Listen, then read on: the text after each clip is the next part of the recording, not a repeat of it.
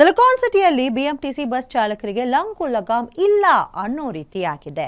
ಬೇಕಾಬಿಟ್ಟಿ ಬಸ್ ಚಾಲಕನೆ ಮಾಡೋದು ಅನೇಕ ಜೀವಗಳನ್ನ ಬಲಿ ಪಡೆಯೋದು. ಅದರ ಜೊತೆಗೆ ಚಾಲಕರ ಮದ್ಯ ಸೇವನೆಯಿಂದಾಗಿ ಬಸ್ ಅವಘಡ ಆಗ್ತಿದ್ದು ಅದಕ್ಕೆಲ್ಲ ಬ್ರೇಕ್ ಹಾಕೋಕೆ ಇಲಾಖೆ ನಿಗಮದಲ್ಲಿ ಕ್ಲೀನಿಂಗ್ ಕೆಲಸ ಆರಂಭಿಸಿದೆ.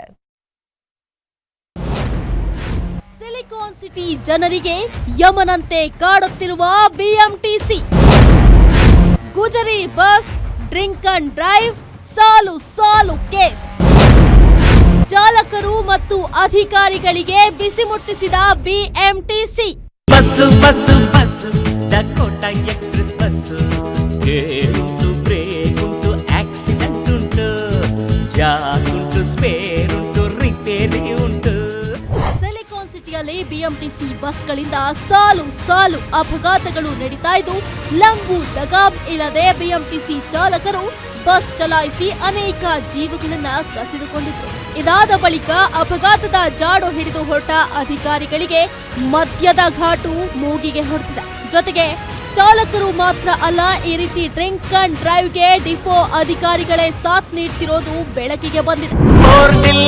ಕಾರ್ಟಿಲ್ಲ ಊರಲ್ಲೆಲ್ಲ ಫೇಮಸ್, ಒಡಕಿದ್ರು ಮುರುಕಿದ್ರು 100 years ಆಯಸ್, ಮಳೆಯಲ್ಲೂ ರೈಟ್ ರೈಟ್ ಬಿಸಿಲಲ್ಲೂ ರೈಟ್ ರೈಟ್.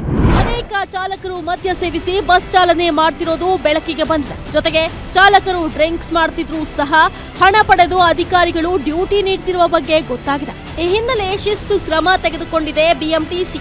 ಕುಡಿದು ಬರ್ತಿದ್ದ ಎಲೆಕ್ಟ್ರಿಕ್ ಬಸ್ ಡ್ರೈವರ್ಗಳ ಬಳಿ ಲಂಚ ಪಡೆದು ಡ್ಯೂಟಿ ನೀಡಿದ ಬಿಎಂಟಿಸಿ ಅಧಿಕಾರಿಗಳ ಮೇಲೆ ಕ್ರಮ ತೆಗೆದುಕೊಂಡಿದೆ. ರೂಲ್ಸ್ ಬ್ರೇಕ್ ಮಾಡಿದ ಸುಮಾರು 9 ಅಧಿಕಾರಿಗಳನ್ನ ಸಸ್ಪೆಂಡ್ ಮಾಡಿ ಆದೇಶ ಹೊರಡಿಸಿದೆ.